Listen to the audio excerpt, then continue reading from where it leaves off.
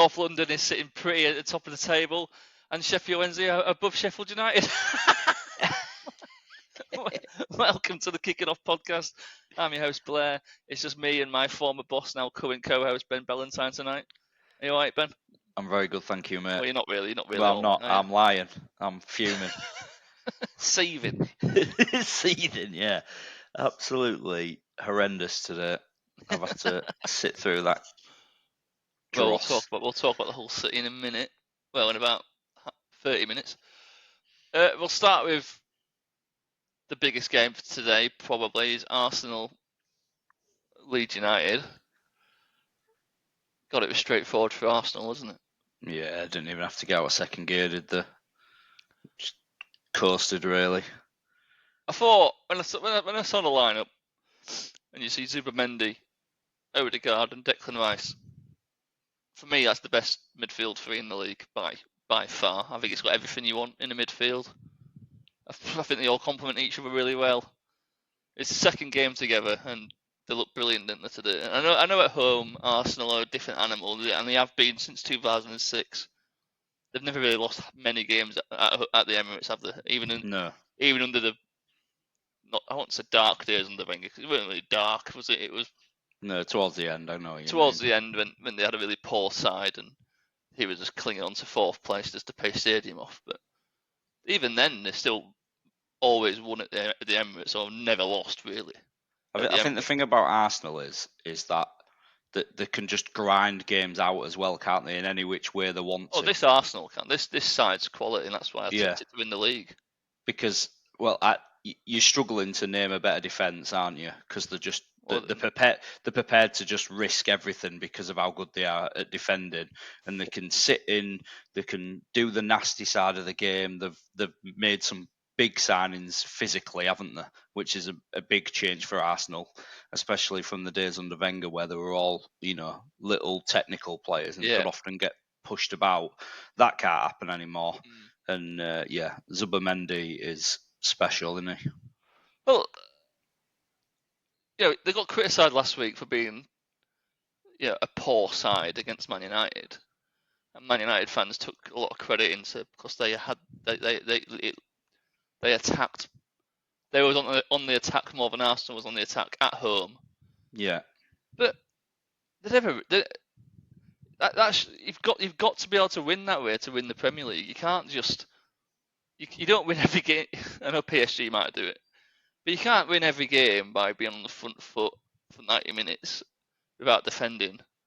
This is impossible, especially in the Premier League. And they dug in, didn't they? And Arsenal weren't at the best last week, and they know that.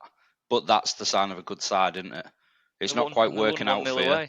But, for an Arsenal-Man United game, said it plenty of times before, it doesn't matter where either side are in the table. That'll always be a massive, massive game, and will always be competitive. So, Arteta is not going to care how boring or ugly that result was. And they reminded me of the 05 Chelsea team, to be honest. Yeah. I think a lot of similarities, aren't there? Yeah, very similar to them. They've got two very good centre halves, like they had Terry and Carvalho. Yeah. And they could soak up a lot of pressure at times. I can remember watching a lot of that team, that Chelsea side, and there'd be some games when they play like Sunderland, and they'd be 1-0 up, and Sunderland would have a lot of the ball, and you'd think, Christ, these are playing well, but you get nowhere near goalkeeper. Yeah. Like your back four's so strong, and your keeper, they're not bothered, and that takes a proper mentality to have that. Because anyway, I think we're getting too far into how good this Arsenal team is. But let's talk about the game. The first 20 minutes, it had elements of boring Arsenal, didn't it? There were a lot of times where they get to the 18-yard box and they pass inside, and then they go and they recycle it to the other side of the pitch. Yeah. I'm very patient, aren't they? It's very patient, and it's frustrating as a spectator. It is frustrating, and it is freaking dull sometimes as well, isn't it? Yeah, the amount of times they had the ball, like they could have ripped it in, and it's back at Raya's feet. Yeah. But that takes a good mentality to do that, and not let the fans get, to get on your shoulders and like in your head and stuff, and not let it Like they're sticking to a game plan, and it's just oozing with confidence, aren't they? So scored from a set piece again. Yeah, It was a great set piece, isn't it? I know the rest of the footballing world that aren't Arsenal fans love to hammer them that they only score goals on set pieces. Well, But again, that Mourinho Chelsea team. if it were that easy, mate, everyone would be at it, wouldn't they? Yeah. That's like saying, why they remind me like that Mourinho Chelsea team, that 2005 team. They scored a lot of free kicks and free corners. Yeah. But that delivery from Declan Rice he almost puts it in the same place every single corner. And it's with such pace, and you can't even defend. Well, you literally can't defend it. You can't defend it. No. No. And the flood around the goalkeeper, don't they? So the goalkeeper can't really come out and get it, because if he does, he's fighting amongst his own players. The only thing I do every time, though, isn't it? Yeah, the frustrating thing for me is I can't understand why all the defending teams just do zonal marking against it. Because it clearly doesn't work, does it? No. Everyone's doing this zonal marking on corners, and it just seems to not work for me, for anyone. Well, you get it. The thing is, they threw the graphic up, didn't they? Since 2023, I think August 2023, Arsenal scored 31 set pieces from 31 corners. Scored 31 goals from corners in the past 2 years. Which 34 now, so scored more, 2 more today. And teams normally get worked out after like 6 months in this league, in this division. Like you just said, why do people keep using zonal marking? Like, I don't think no one can work it out. I'd love to know exactly what is so special about these set pieces, which makes it, these corners especially, what makes it so indefensible. But I think a lot of it's the pace of which Rice puts that ball in. Yeah, it's like it comes in with such whip and doesn't have much loft on it either. It just sort of like fires across. But it's just confidence, isn't it? And I know at Wednesday, the past, it's been like a running joke, but we're just absolutely. I mean, this season's different, but in previous seasons, this has been like a running joke, but we're awful at corners. Never beat the first man. Yeah, both ends, but never beat the first man. And it's like they get a corner, and it got to the point where I don't even like clap and cheer anymore when we won a corner. It's like we're not going to do what we anyway. Yeah, sort of thing. So and Arsenal now, they have the confidence. The players, even the fans, have a confidence now, but they're going to score from every corner. So it's almost going to get to the stage where you're going to be like terrified to put it out for a corner, which is then going to, you might make a mistake and you end up losing possession. You can see they've got a name for themselves, haven't they now? Yeah. On the set pieces, the opposition look nervous as hell, don't they? Whenever they've conceded a corner. Yeah. But on top of how good Arsenal are, is when called upon, David Raya is phenomenal, isn't he? Because at 0-0, he made a right save, didn't he? Yeah. I think Leeds started well, to be honest with you. I thought first 20 minutes looked decent. 20 minutes. Yeah, they had a good spell, didn't they, of keeping a good shape and looked all right. But you can see how that Arsenal team can just grind you down. Well, it's not a fluke, is it? But every time there was a loose ball, Rice or Zubimendi was like, it just went to them two all the time. Yeah, how much ground do them to cover? That's not a fluke. That's not a fluke. No. Amount of times, like if Leeds play like won an interception or just got a deflection on it, to stop a pass, and it went straight back to an Arsenal. It went straight back to one of them two every time. Yeah. It's frightening. So it's just a constant. They're really good. They've got a really good squad. Yeah. So. And Saka didn't get much, did he, in the game? To be honest, I thought. Is it Good Johnson, the centre back? Yeah, left back even. I thought he did a good job with him for majority of the game. But in this system, Saka can't really express himself as probably as much as he wants to. But he knows it's the bigger picture. It's not just about him. Yeah. Where other star players might not like that. But as soon as he gets in behind that goal on his right foot, mate, Christ, I don't think the keeper thought he was going to. hit it. Yeah, I thought we were going to cut it for Gyökeres. Gyökeres, isn't he? And then when he's he absolutely rifled it past him, hasn't he? Like, Yeah. I mean, he kicked leather off it, as they say, and it was a right goal. Yeah. That was. Go on, sorry. I was going to say that was literally on the stroke of half time. Yeah. The best time to score, as people say. Yeah. I think the best time to score is any time. as long as you're not 3-0 down.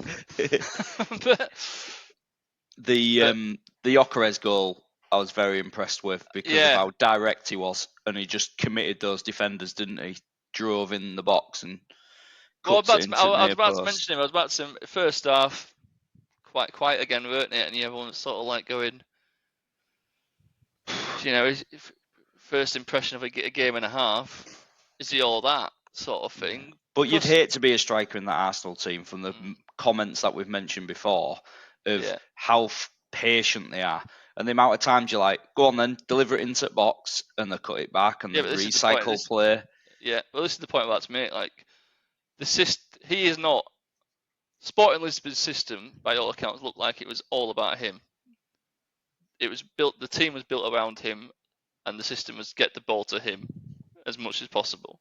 In Arsenal, you're just one good player out of 10 other good players, mate. So you've got to sometimes make your own goals. And like you say, his goal, what impressed me the most about his goal, did it all himself. It weren't like it was 5 great passes and a cut back and he was just there. Yeah, it was just a well-timed run, wasn't it? He literally was facing the the touchline. He's turned the ball and ran and made it all himself, hadn't he? And then just he had no intention of passing that ball, did he? No, no, not a bloody chance, no. And how many times have you seen a player do that and just sky it? Yeah. And to bury it, and then I think once that goal went in, he was just buzzing. Then, and it was almost like a monkey off his shoulder sort of thing. And it's done. He looked like a different player after that. But part of that is, but Leeds have probably down tools a bit and absolutely deflated as well. Well, after that, they spent about the next 20 minutes, didn't they, just chasing shadows because Arsenal were just not even trying, were they? They were just keeping the ball and frustrating the hell out of them. And then they bring on a 15-year-old, mate. Oh my God. Well, what was on at 4-0? What was the fourth goal? Was another set piece, weren't it? Oh yeah, Timber again. Timber again.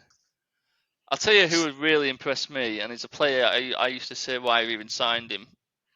But Calaflori in that past 2 games. Yeah.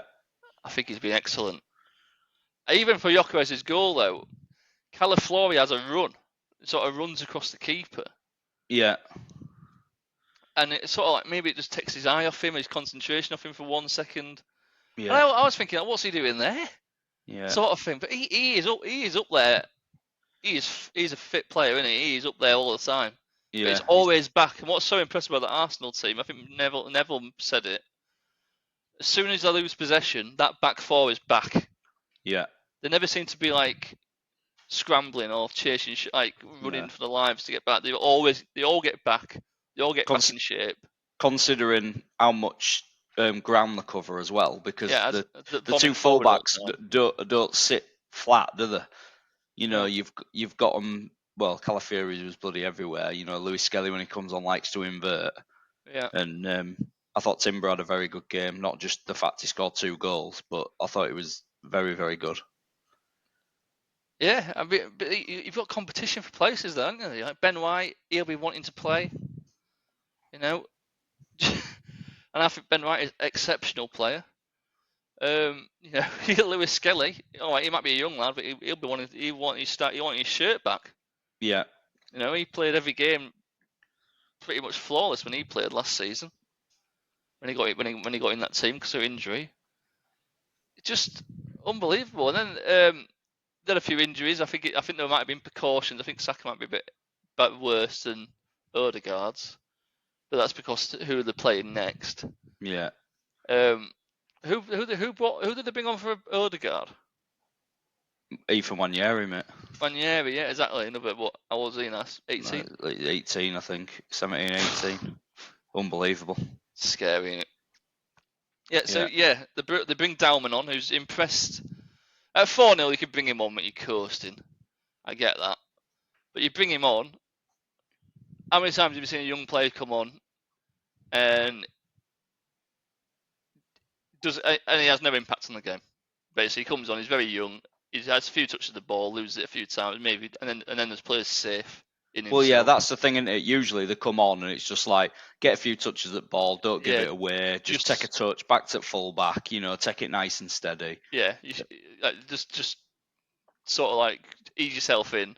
Yeah. We're winning, you ain't got to do anything stupid, you should just get used to it, 'cause it's, I can only imagine what it's like. I mean, I get anxiety when I'm playing 7-a-side, and do you know what I mean? Yeah. And there's no one watching. So never mind. But I saw that he was training with the first team last year, but couldn't obviously feature because he was 14. They were too young. Can you imagine? 14 years old and you're training with Arsenal's first team. That's incredibly impressive, isn't it? Because you're talking of playing amongst the elite at 14. Yeah, it's not like he's coming on for like Sheffield Wednesday who are in the shit with no players. Yeah, you could do with a Max Dowman. Yeah, we'll send him out on loan. Or in league. But yeah, when he came on, every time that ball came near him, there were one of them, I can't remember, I think it might have been California, he absolutely pings it at him. Oh yeah, and how he brings it down with side at foot, mate. Well, he chests it down. That was the one after. It was the chest down, and then it was just touch, and he was just running straight away. Yeah. His first thought was just run with this ball. And I think Goodjohnson, whatever his name is, he got the better of him in that first time. So I think he just used his strength and he just let him roll into the side. But the second, well, he wins a penalty again. He was like, you can do it once to him, mate. But he'd try it again. It didn't bother him, did it? No. Well, I thought the penalty was soft, but it was soft. As soon as they stand on the foot and the referee's giving it, he's never ever getting overturned, is it? And Dowman at 15 years old, he's been taught that, though, aren't they? They all know it. He just dangles his leg there, doesn't he? And takes it. At the end of the day, the ball's gone past Stack, and Stack's stood on his foot. Yeah. He's completely missed it. And I wish they'd let him take it, but I can see why Gyökeres took it. And I'll tell you something, Gyökeres was a good penalty and all, weren't it? Oh yeah, bloody hell, mate, he didn't half it that. I don't think Gyökeres would have allowed Saka to take the penalty either if he'd have been on the pitch. I think Gyökeres is that type of player. I think he's the penalty taker now. And that's exactly what you want from your centre forward, don't you? I don't have full confidence in Saka at penalty spot. No, he's missed a few, hasn't he? To be fair. He missed a very important one for England as well. Oh yeah, let's not bring that up, Paul. Got absolutely hammered. But yeah, there's a reason why I picked him to win the league in our predictions, and I mean I know it's only Leeds United, and I don't want to disrespect Leeds by saying it's only Leeds United, but what I mean by that is, well, we were all singing Manchester City's praises, weren't we, for absolutely smashing Wolves, mate? It's your newly promoted side, and for the life of me, I don't know why Farke, after even being a manager at Norwich for a few seasons in Premier League, thought, I know what I'll do. I'll try and play it on the floor and, play attacking football at the Emirates. It's mad, isn't it?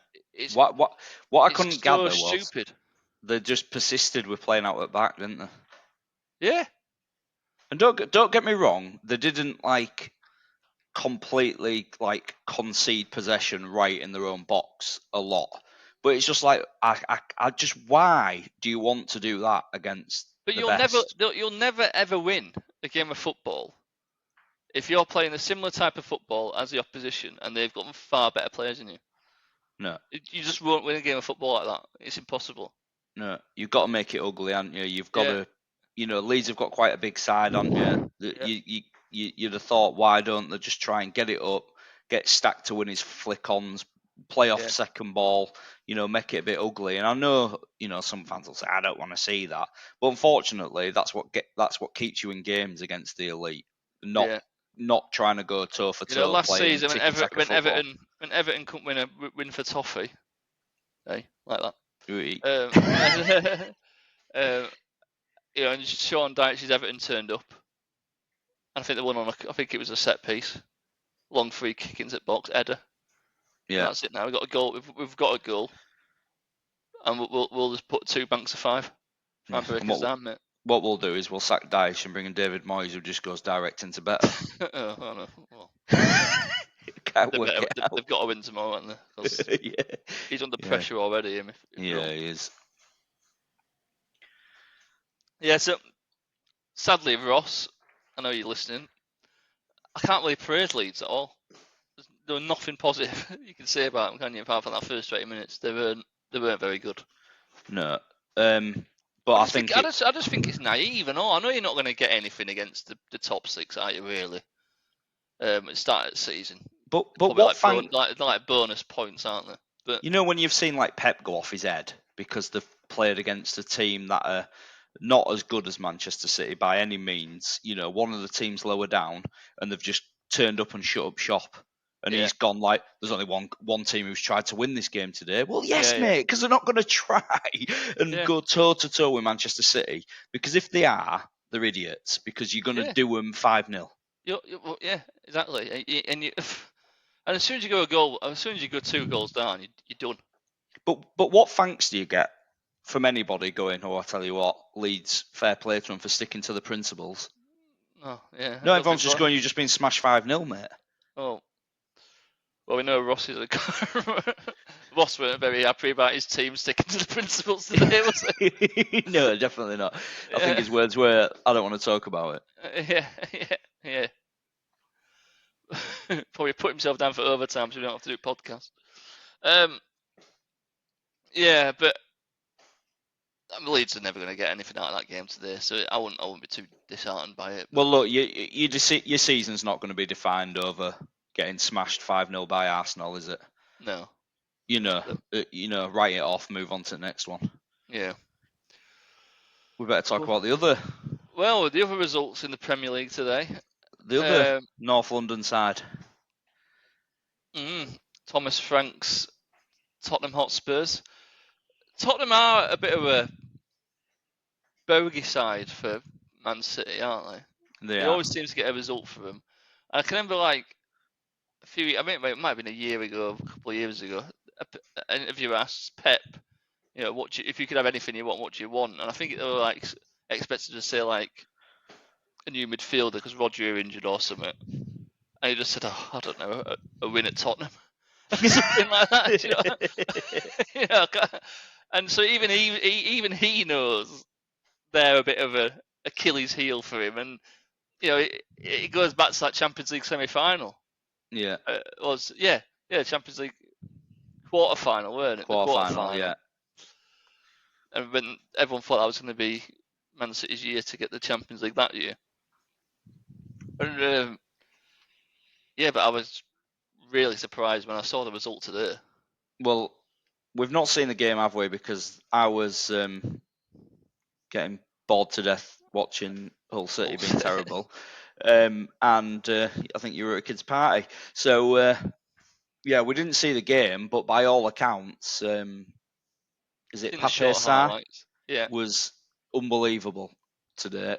Yeah. Which I've said for a while that I really do like the look of him. Very, very good midfielder. He seems to have a bit of everything, doesn't he? Yeah. And Kudus is added to just an engine, absolute engine, and rapid. Well, you can see why in the Thomas Frank side that Kudus is a very, very good addition because he's got a lot of characteristics like Mbeumo of being able to carry the ball for his side when he wants to get up the pitch. And what he's done with that Spurs side is they're very, very direct, aren't they, when they get the ball? And I don't mean direct as in pump it long. I mean, it's 4-5. It's 4-5 passes maximum, and we're going forwards. And I mean, an atom. Yeah, well, I know they won the Europa League last season. They didn't win it pretty, but they literally finished one place above the relegation zone last season. Yeah. And that's as bad as it gets without going down. Yeah. To win your first 2 games, one against Burnley, all right, it's Burnley at home. Could be a tough game, and then away at Man City. He's transformed them players who were absolutely beaten. Yeah. And used to losing. And you saw it at Hull. I've seen it at Wednesday many seasons. Once you get into that losing habit, it's hard to kick, mate. Yeah. It's hard to shake. And wow, you got to be impressed for what he's done in a short space of time. Brennan Johnson, mate, he's surprised me because when Spurs bought him, I was just baffled, to be brutally honest. Right. I just thought he was, probably similar to like an Alanga, like just a bit of a pace merchant. But he seems to know where the back of the net is in a Spurs shirt, doesn't he? And he's. Well, I've seen the highlights, and Richarlison looks like a different player. Yeah. I think that could be because Thomas Frank's giving him a bit of, arm around the shoulder, you're my man, mentality, and because you've seen it before. Richarlison bloody cries when he gets substituted. He wants to be that man, and he can be. This is a man, mate, who's been regularly picked to start up front for Brazil. Well, it's a World Cup year, mate. Yeah. You want that? You want that Brazil number 9 shirt? But I like him because I like Richarlison because of his grit. Not just because of he's a good footballer, but he can be nasty, works really hard. You put the ball in the box. He's not the biggest player, but he'll chuck everything at it, won't he? Yeah. To get on it. Yeah, and I bet he's an absolute nightmare to mark. Yeah, and so far, at the 2 games under Frank, looks a different player. Well done to him. Yeah, well, he looks like the player who played for Watford all that time back. Yeah. We'll see. Raw and aggressive. I wonder if he'll stick with him when Solanke's back. Well, Solanke came on today, didn't he? He made a good save from Trafford late on. Yeah. But Solanke's a different profile, isn't he, to Richarlison? Not the same player. He's nowhere near as quick, is he? No. And I think you need that. But like I said the other week when we were doing his picks, I sort of have a good feeling about Tottenham this season. Thomas Frank's got even not just the main starting 11, like the entire squad, a squad of 25. They've all got to run 10 lengths of a football pitch within a certain. I don't know the exact time, but they've all got to do it under this certain time. And I can't imagine that time being very high either. No, exactly. He's really making sure they can put the work in. And I like that because what I worry for is with managers like Thomas Frank leaving a smaller club and going into a big club like Spurs or any other big club, you're going in and having to manage a lot of egos, and it's difficult because it's easy to tell people it's the first time playing in Premier League, you need to do this bloody running, and this is what my expectation is. To try and tell them, especially at the clubs, especially when that smaller clubs might be a bit of a stepping stone, and they know that as well when they sign the player. Look, you perform well for us, we'll move you on to Chelsea, Arsenal, Tottenham when the call comes in. Yeah, these boys at Tottenham, they've already made it, haven't they? They're all on big wages, they're on big contract. Yeah, and this isn't just Tottenham. This is any big club, isn't it? You've seen it with Potter going in at Chelsea. Talking about. Yeah, Manchester United. Manchester United. I don't know what the excuse is there because they've had extremely experienced managers that haven't been able to get them a run. So yeah, it's not easy, is it? And looking at when he's gone in already into that Spurs side, he really has turned it into a very similar side to what Brentford were in like absolutely working the socks off against everyone. Because I don't think anyone enjoyed playing against Thomas Frank's Brentford, did they? No. Very good. Very good. So let's have a look at the rest of the scores in the Premier League today. Well, I just wanted to bring up one thing before we move on from Tottenham. Who do you reckon they're going to go to next after missing out on Eze and him deciding to sign for Arsenal when it looked all but done? Well, I think they'll get Savinho in if Man City aren't playing him. He'll want to play for Brazil, like we just mentioned, World Cup year. Yeah. His mate Richarlison's probably there. if they are willing to pay 70 million euros, I think Man City would be stupid not to take that. Well, yeah. Well, because they bought him from their own club, didn't they? So they bought him for 10 million from themselves, but yeah. yeah, but it's not gonna do him any harm. They're not gonna miss him, and I think he'll thrive at Tottenham. Well, Oscar Bob's all right, isn't he? Yeah. Christ, what a player. Yeah, so I think it will be him. I think that's the one they will get.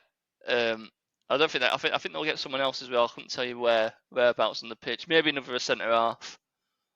Because I like Tottenham's back four, but when Van der Ven will get injured. Yeah, Van der Ven and Romero as a pair are very good, aren't they? Yeah. And very. Well, anyway, we can keep going on talking about how good Tottenham have started the season. We better move on because we're half an hour in already. Let's just run through the fixtures. Yeah. Premier League. I know Brentford. I'm not seeing the highlights yet. I'm looking forward to watching Match at this in a bit. Do we need to send out an apology to Monotone Keith? Well, it's early days. I think this reflects more than just how. I feel sorry for Aston Villa. I think they've been performing so well over the past couple of 3 seasons. Each season getting higher in the league, doing better in competitions. Mm. And it's just this PSR nonsense, isn't it? They're getting weaker every season. Well, they're getting punished for being successful, aren't they? Yeah, which is mad. Because the thing is, they finished in the quarter final of the Champions League last season. But and how can they? Because they're in a position, aren't they, where the players who currently play for them, if they get Champions League football, they're going to demand more money, and rightly so, because they've made the achievement of getting the Champions League football, so they want more money. And to bring in players to stop them going to other clubs, they're going to go, well, this is the amount of money I want because you're a Champions League football team. Yeah. So it's a vicious circle, isn't it? Of if you're successful, you have to pay more money. It's like you need to get in the Champions League consistently for 3 or 4 years. Yeah, which isn't easy, is it? Really, really, really hard. And it's really, really hard when you can't maintain your squad. We don't know what they were paying in wages for Rashford and Asensio, but it'll have been ridiculous, won't it? Would have been a lot, and it would have been a bit of a gamble to try and get fourth. Yeah, and more than likely. Last day of season killed them.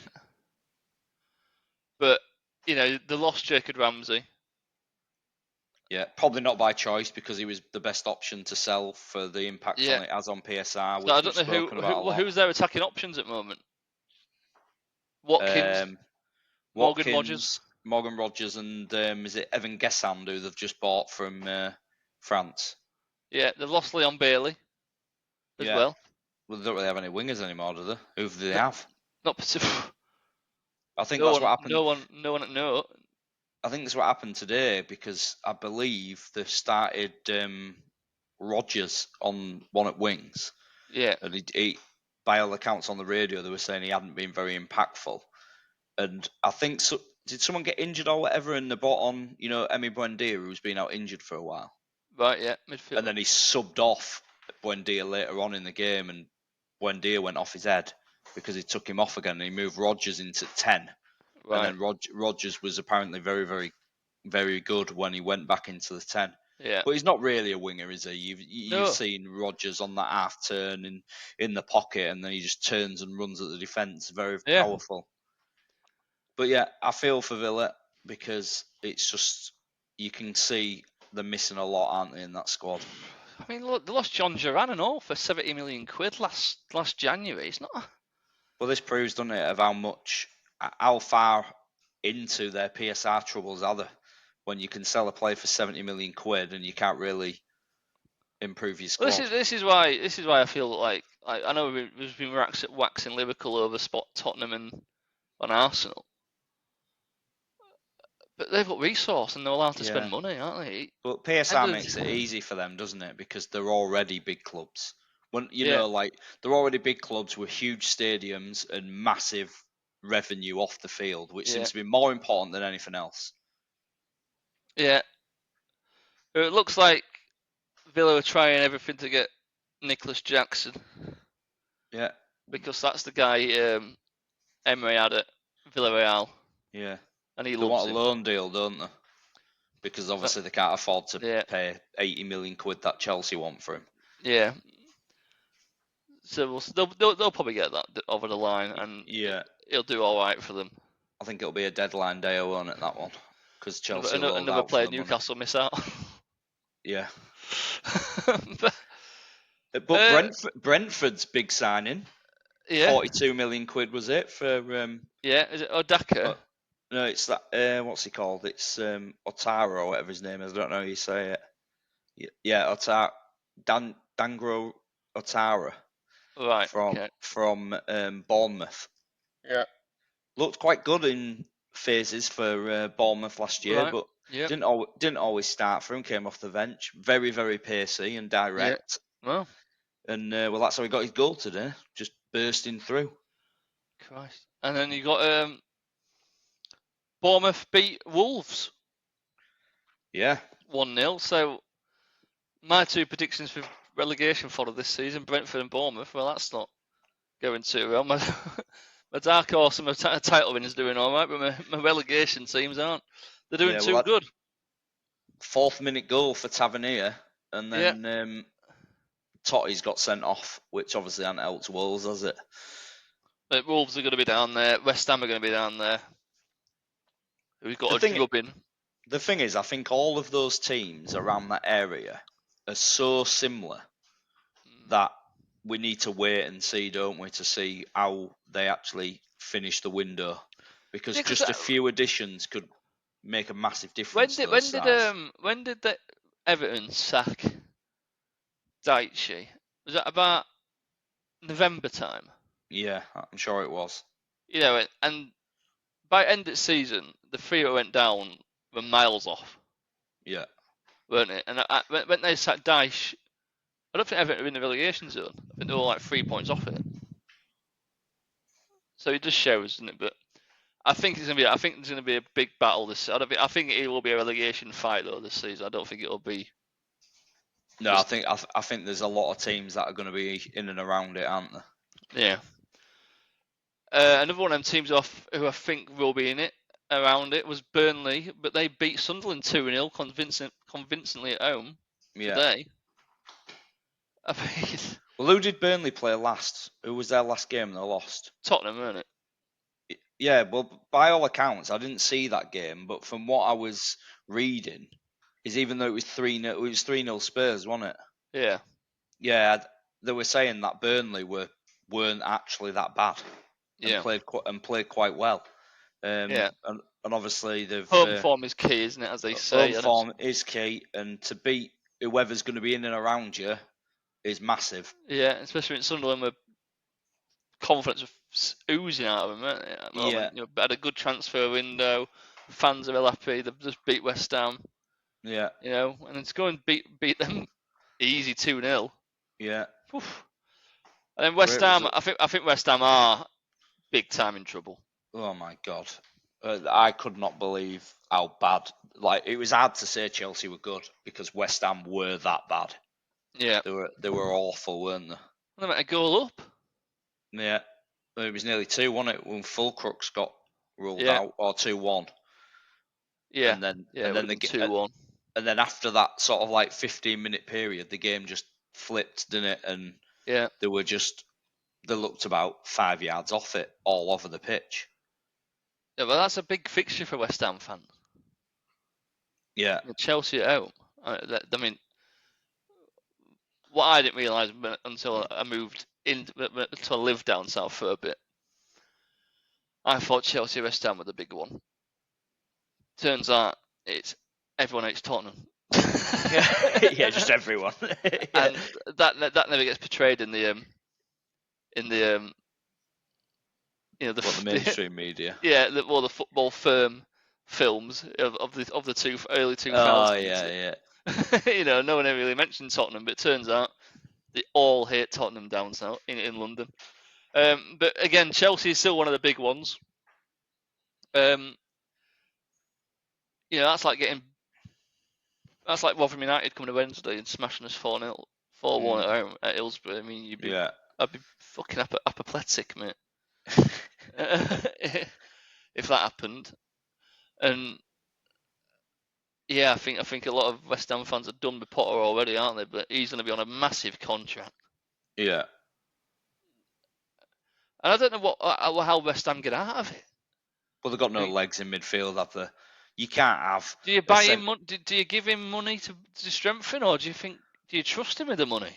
Well, yeah, exactly. They've got such a lack of legs in midfield. Ward-Prowse and Souček just can't run, can they? No.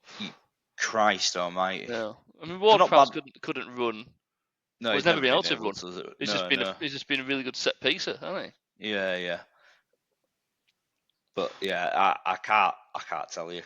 There's so much wrong with that West Ham team. Yeah. But playing the wing back system when your only real shining light is Jared Bowen, you might as well not play in that system. It just doesn't suit him one bit. Well, Graham Potter's Brighton side, they were really good at creating chances, but they didn't score a lot of them. No, there was very possession based. Yeah, and then it was De Zerbi sort of got them scoring. Yeah, and he sort of like took them on that next gear. You saw it at Chelsea when they couldn't hit a barn. Well, they just couldn't seem to score when he was manager of Chelsea. I think he's another one of these, isn't he, of sticking to your principles, regardless of how bad it is, and not having the right personnel. Yeah, he might be better off. Job at Hillsborough when takeover comes through. Build yourself back up, lad. I do think it's such an hard job to take that West Ham one, because I think the fans have so much ridiculous expectation of being like playing the bloody West Ham way. What is the West Ham way? You're going all the way back to Bobby Moore. Is that the West Ham way? People just want to win football matches. The West Ham way, the Tottenham way, the Arsenal way, the Man United way. It doesn't exist. Yeah. You want to win football matches.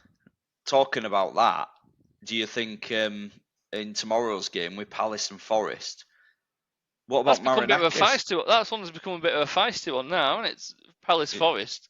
Yeah.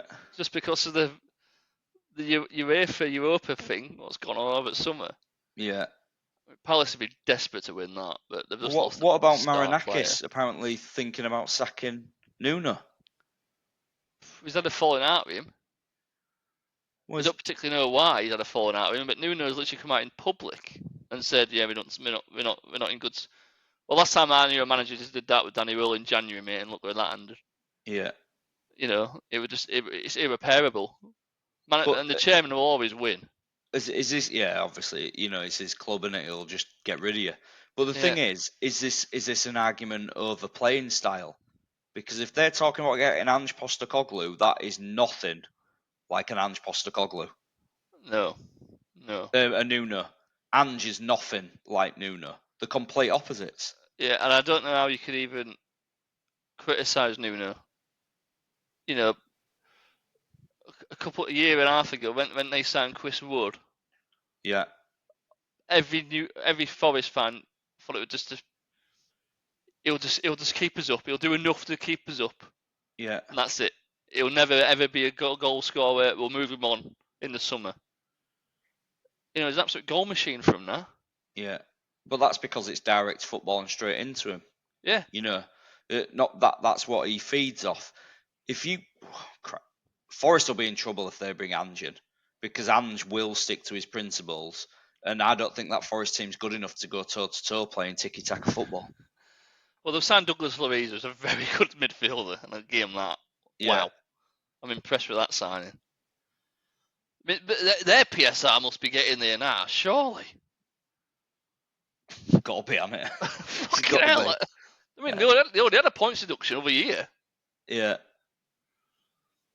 Yeah, so I think I think if I was Mariakos, I'd be sticking with Nuno and hoping he gets you another and you fluked. And let's be honest, they've got into the Europa League by a fluke.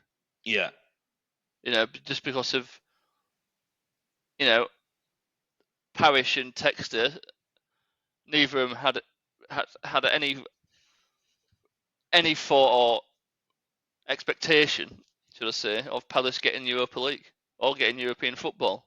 No. And then when it got to the point where going, oh crap, we might actually get European football. Oh no, I've not put myself in a blind trust. Oh no, we're gonna lose. We're breaking the rules. So the sleptwalk. As much as I feel sorry for Palace, they've sleptwalked into it. Yeah. The people who own the club at the time. So who else? Well, tomorrow as well, another game that is someone's bloody Everton. Well, Everton-Brighton. Yeah, it's the Dickinson Hill Stadium opening. Yeah, you would imagine there needs to be a response from that Everton side. Yeah. Christ. Yeah, I think they'll. I've got a feeling like it was win like 3-0. I think it'll be an Everton day. One of them days where it's just a celebration. Yeah. Everyone happy. And then the late kick-off, Fulham Man United. I reckon it's a 1-1er. I do. I just got no faith in Man United's midfield or defence. Yeah, you can attack all you want, but Fulham can attack pretty well and all, mate. So.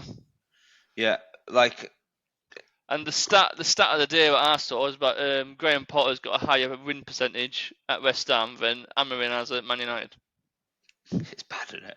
That's shocking. That's absolutely. Bad. He's won 6 Premier League games, mate. It's bad, isn't it? It is so bad. It's horrendous. Especially with the amount of money they've spent. Right, we'll park the Premier League. Yeah. A huge game Monday, by the way. Feisty one. Let's just talk a bit of Championship football. So you've got. Go on, the floor is yours, Ben. You went to Hull City. Give the Hull City listeners a bit of a. Well, I'll tell you what, mate. It can't get worse than that. I travelled on way to the ground. It pops up on phone. Fixed lineups out. I see Charlie who's in there. I'm only like, oh shit, because we've got no centre backs. Yeah. That to put an 18-year-old kid in at centre back who I've only seen in pre-season play midfield. Right. He's looked very good in midfield, but he's tall and very skinny. So I'm worried about it. There was also no Matt Crooks, and if anybody has heard me enough times around me, you'll know I'm not a fan of Regan Slater at all. I cannot stand. Well, it cost 50 grand. Yeah, I can't stand anybody who praises a footballer because he runs a lot. It's just. If that's the only thing you can say good about him, yeah, you've got problems, haven't you? Yeah. He runs his socks off, and when he's on the ball, he's really good. Yeah, He runs a lot. You can't fault him because he gives everything when he plays. Okay, fair enough. You can't knock he doesn't care. He doesn't try very hard, all that sort of thing. But his quality on the ball, positional sense, you name it, is just not good enough. Yeah. And today it showed. He looked like a lost puppy in centre midfield, mate. He had absolutely no idea what to do. And he just ran and was blowing out his ass. Yeah. Poor John Lundstrom was just the only one, and was probably towards the end was trying to do too much because of how much ground he was having to cover. And Blackburn targeted Cathal McCarthy, and I feel sorry for the kid because he's 18 years old. A year ago, mate, he was playing for his uni team. This isn't a kid who's come through, all the way through the academy. It's someone Hull have bought recently from he's like I say, about a year ago he was playing for his uni team, and he just looked well and truly out of his depth. So when I looked at the score, I saw you 1-0 down, and I saw Hedges have scored. I immediately thought of Tony Hedges from Mike Bassey. Honestly, mate, if them two had played, they'd probably scored 2 each today and all. Well, if you're old enough, you're good enough. If you're old enough, you're good enough. Yeah, Hull were not first to anything. They were not second to anything all game. It was poor all round. I can't name a player who had a good game. It was all round, and I think the manager summed it up of saying everything went wrong today. Yeah, but which is disappointing, isn't it? Because hopes were quite high, weren't they, at the moment? Like you've a draw away at Coventry. You know, you lost on pens at Wrexham, but you absolutely dominated that game. Yeah, and should never have got there. Yeah, you've smashed Oxford. I know you won 3-2, but it was literally just two couldn't defend too long throws. Yeah, and he was all over them. Really encouraging signs, but these things happen. It's annoying. It's a championship, mate. I do think Blackburn are going to be a team down there though this season, so it's a bit. And I think you will look back at this season. You're like 5 points off playoffs. You go, fucking hell, if you just beat them. Yeah. Yeah. Which we all do. We all do that. The thing is today, you can't fault the manager in any way because who else could he have played at centre back? The only option he had was an 18-year-old kid because everyone else is injured or Charlie Hughes is ill or whatever it is. Apparently there's been a back. Yeah, apparently there's been a virus. You better pray he's ill. He better be ill and not off to bloody Premier League. I'll cry. But the biggest loss today is not having Crooks. Yeah. Him and Lundstrom as a pair are very, very good, and they complement each other very well. Well, you got dicked over this week. I thought, the EFL have allowed you to sign 9 players. But McBurney's on good wages. We know he'll be on good wages. Yeah. The money's clearly there. Suddenly, they've basically said, "Oh, we'll shorten your sentence, but you're still not allowed to pay a fee for a player." Yeah. I mean, that's just done you, hasn't it? Really. That'll probably stop you from getting in the playoffs, to be honest. Because the players you're going to sign, you're just working off. I think he's done wonders with what he's done this summer. Oh, yeah. But if you want to try and get a top midfielder in, it's going to be very hard to do that without paying a fee, isn't it? Yeah, absolutely. And apparently Kamara's going to go to HCAFC on loan. He's going to leave, which, to be fair, they've got quite a few wingers now, especially with Balumi and Miller coming back. It looks like they're going to sacrifice that and let Kamara leave because they can only sign a player if someone leaves now because they've got like a wage cap. Yeah. So they're going to let him go and they're going to bring in another midfielder, which is desperately needed.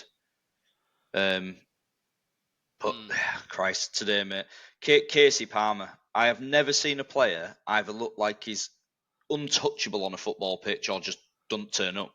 Yeah, it's so hit and miss with him. It's unbelievable. And today he was just shocking. I've seen that though. I've seen that when he's played for Coventry and even Huddersfield. Yeah, just some games you're like, wow, what a player he is. Yeah, and I've seen it in a Hull shirt and he's been absolutely non-existent. Like, don't get me wrong, Regan Slater and Casey Palmer's performances today are not the reason why Hull lost.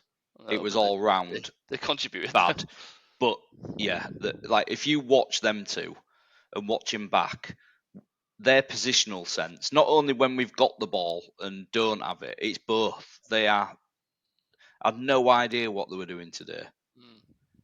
And it was honestly, mate, it couldn't have got any worse. Blackburn weren't brilliant by any means. Hull were just crap. Yeah. Really bad. That's as bad as I've seen it for a while. But with the sickness that, let's say the sickness has been in the camp all week, there's probably some players out there that are not 100% and been ill most of the week and have played anyway. And it's just the Championship. If you don't turn up, it's all so close, and you'll get turned over by anyone. I think you've got to write that one off. And the thing is, in the Championship, you can lose 15 games and still get into playoffs. Yeah. Well, I'll tell you what, mate. They better wake up because it's Bristol City away. Yeah, they come thick and fast, don't they? Yeah, you've got to part that one and move on. You suddenly lose. If you draw that, suddenly it's only 1 point out of 6, isn't it? And you're like, whoa! It's so quick how it piles up in the Championship. You think, Christ. Yeah. And moving on quickly from Hull City, mate, because you probably won't want to talk about them, so I will. A man who's well known for losing a lot of football matches, Ruben Sayers, can't win a bloody game. Sheffield United, after giving Sheffield Wednesday fans so much crap for their club going bust, and most of them wanting it to go bust, and finding it absolutely hilarious in the areas you're in, have the audacity to hammer Twitter out their side. Their squad ain't good enough. Their squad ain't good enough. I'd rather have their squad. I'll tell you what, mate. There's a squad who ain't good enough that's got one more bloody point than you. I tell you, we've got Cardiff's third choice keeper in net. Yeah, who can't use his hands. Yeah. But yeah, but honestly, without being too Listen, Sheffield United will finish higher than Sheffield Wednesday this season. Of course, and if they don't, fuck me. Yeah, but I did watch the highlights of that game, mate, and oh my god, I think they did everything other than score. Yeah. It's only a matter of time, and then once they get one win, it probably will be. It'll turn into 2 or 3 wins on the bounce, and then. But they don't help themselves. They're booing the players at half time, and they're booing them at full time. You're 3 games in. You're 3 games in, and you're on the backs immediately. You could still easily finish top 2. Yeah. I'll tell you what, we went through it last year. The last thing you want is to make your home ground all of a sudden be somewhere where your players do not want to play because you're on the backs every mistake they make. Yeah. I mean, it is funny. It is funny at the moment. How are we above them? How are we above anyone? It's quite funny. Well, heart. That's all you can put it down to, isn't it? Yeah. And Barry Bannon. Exactly. He's full of heart, but. Bloody his heat map today, mate. Christ. Yeah, his touch map was just. Any blade of grass he didn't touch today? Yeah, just unbelievable. Oh, my cat's coming in and out. Cat's buzzing and all, isn't he? Yeah, if the listeners haven't seen Barry Barron's heat map from his game today, you should watch it because it looks like someone's made it up. Yeah, it's literally like everywhere. He's not stopped. And he went off the cramp in like the 85th minute. I'm not surprised. He's bloody 35 and not had a pre-season.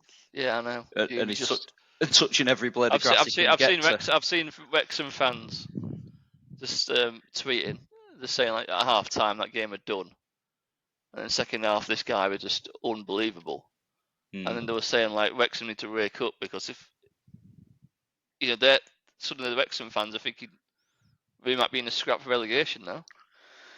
You can only praise Pedersen, can't you? And well, not just him, and the players, because 2-0 down at half time, it's easy, isn't it, in your predicament to just be like, fucking hell, we're done. Yeah, we're done anyway. Yeah.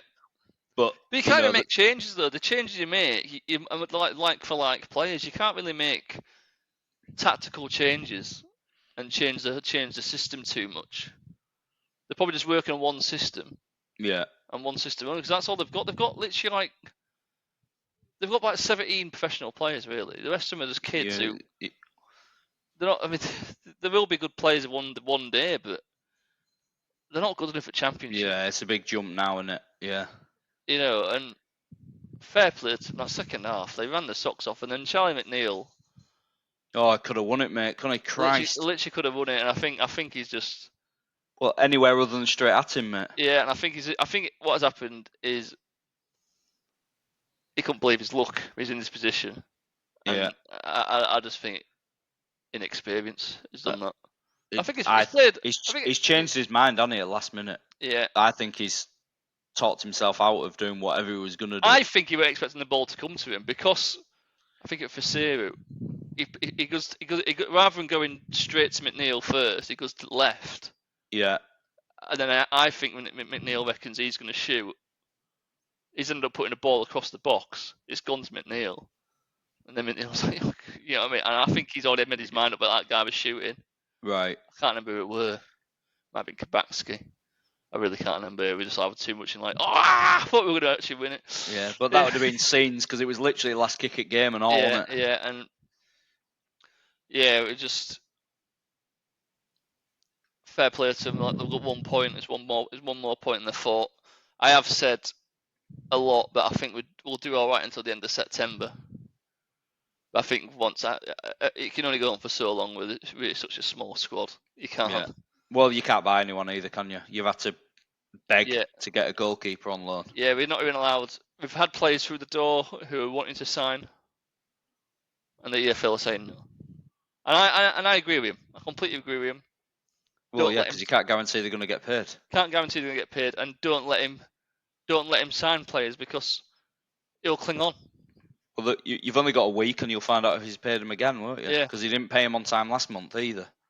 He'll cling on. That's the thing. He'll cling on, and it gives him a reason not to sell.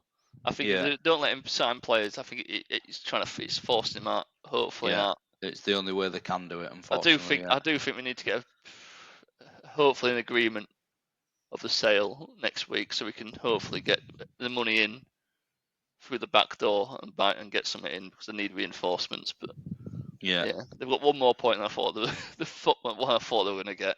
Surely you can't go into deadline day and not have a sale because you can't buy any players. Yeah, you any injuries, you're just done, aren't you?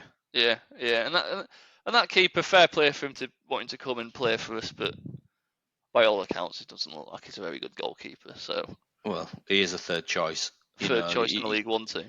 Yeah, you sort of know what you're getting, don't you? Unfortunately, he's not going to come in and be great in your position, and I don't think Wrexham would have scored 2 goals today had it been another goalkeeper, because Pierce Charles would have just caught that shot that was straight at him. Yeah. So. But fair play to the kid. He's probably not played very much, and he's come in and he's not a kid, is he? But he's come in and done a job, and fair play for him for wanting to help out. There was one towards the end where he did command his area and he caught the ball from because Wrexham are good at crossing on game plan, and they have been good at that in all the divisions, and and I did go, oh, Pierce Charles would have done that. And I was quite impressed. It reminded me of Westwood a little bit. Yeah. So very, very, very happy with a point, and I just think it's funny. I've got no delusions of grandeur. They are still going down rock bottom, but it's fun. It's funny at the time, and this is why we like football, for these little moments. Yeah, just keep going, keep chipping away. Well, and don't try not to get hammered. Yeah, and they haven't been hammered yet. No, they haven't. No, not really. Apart from scoreline against Stoke, but they played all right against Stoke. But yeah, it wasn't an hammer. What was it? 3-0. 3-0. Yeah, it's not an hammering 3-0, is it? Yeah. I'm talking 5 and 6 every week, mate. Yeah, or 7-1. Should we move on to that? Oh yeah. Seeing the time of this podcast, we can just go on. This could be a 2-hour if we kept on going. You've got to give Frank Lampard his kudos, haven't you?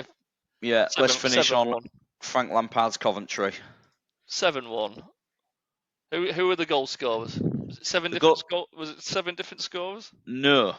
You had Hadji Wright got 2. Right. Jack Rodoni scored 2.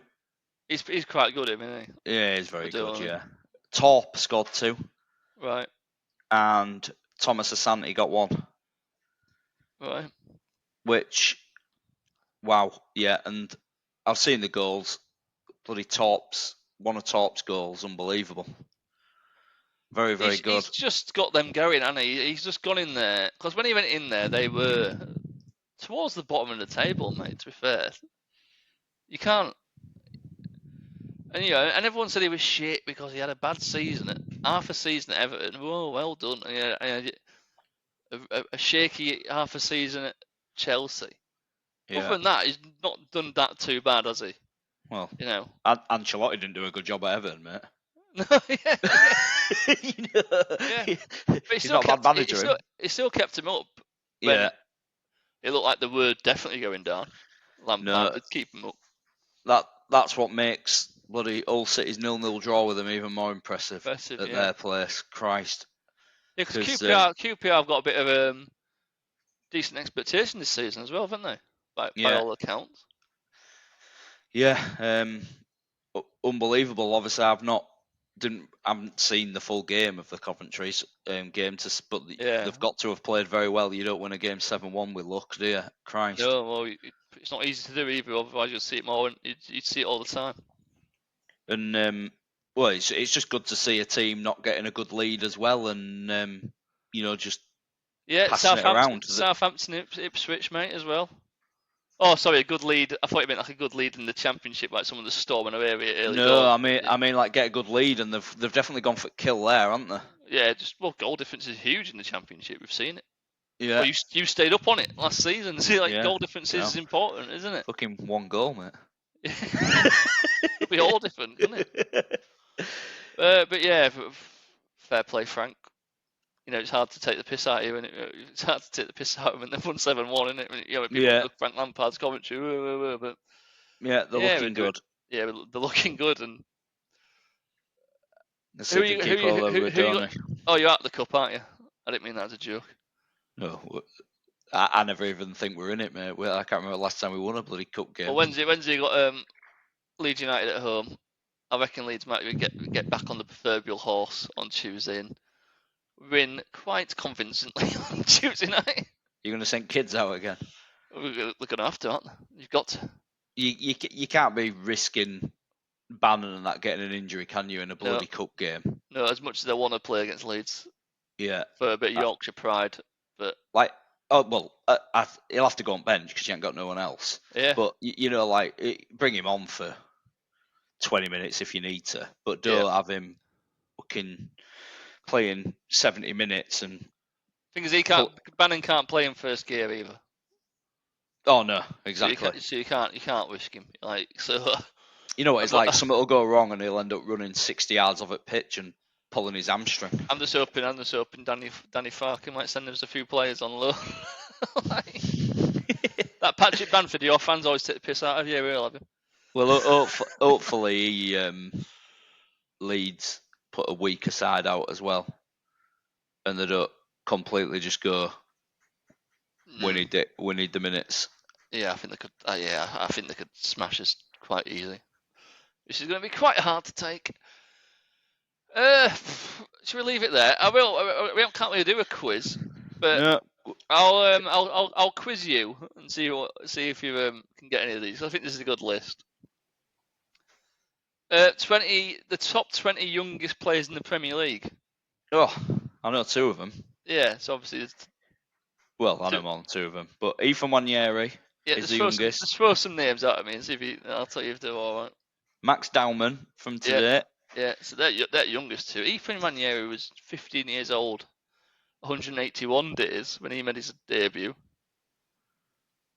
And Dowman was 15 years old, 235 days. And then Wayne Rooney.